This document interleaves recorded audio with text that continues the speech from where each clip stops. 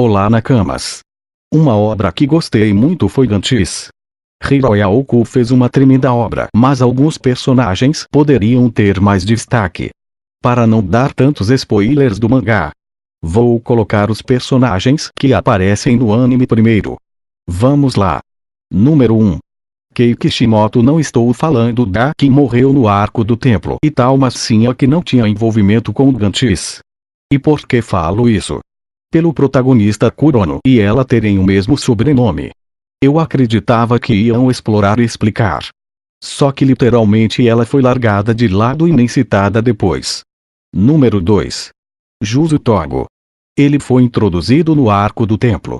E como todos lá, foi morto. Eu acho que este personagem tinha potencial, só que foi introduzido logo em um arco que todos menos o protagonista morrem. Se tivesse sido introduzido no arco dos pássaros, que é o anterior, daria para vê-lo em ação por mais um tempinho. Número 3. Horu e Sadeko. Coloquei os dois personagens porque morreram juntos no terceiro arco, assim como todos. E tiveram meio que mesmo destaque.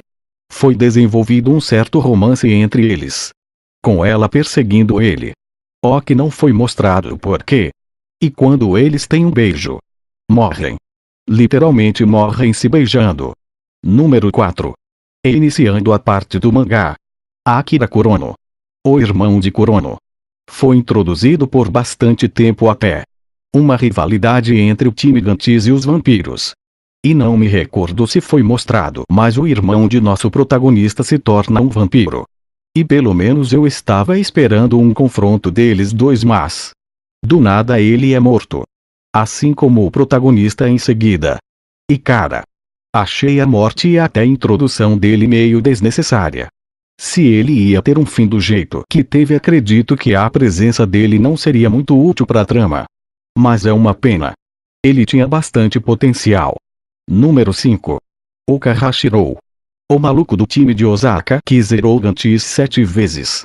Ele era um cara bem cauteloso que, se visse alguma chance de morte, optava por recuar. Mas em uma dessas vezes, o chefão da missão foi atrás dele e voltou com sua cabeça. Cara, eu realmente acho que seria interessante sua ajuda no arco final.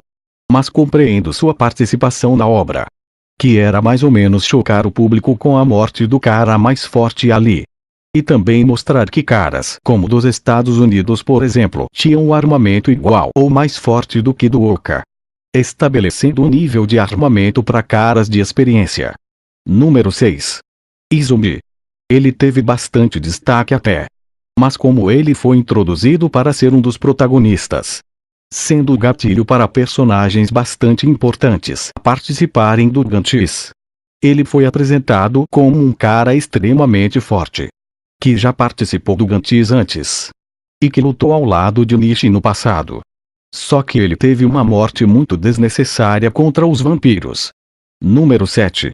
Ikawa e Chiaki. São dois personagens, mas que também representam todo o grupo dos vampiros.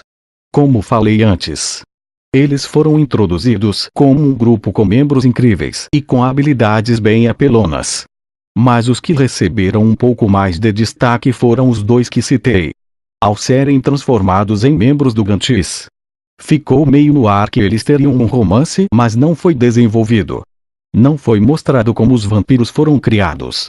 E nem como viraram inimigos declarados do time Gantis. Resumindo, mereciam mais destaque. Mas é isso. Se inscreva no canal, deixe o like e compartilhem com algum amigo que curta Gantis.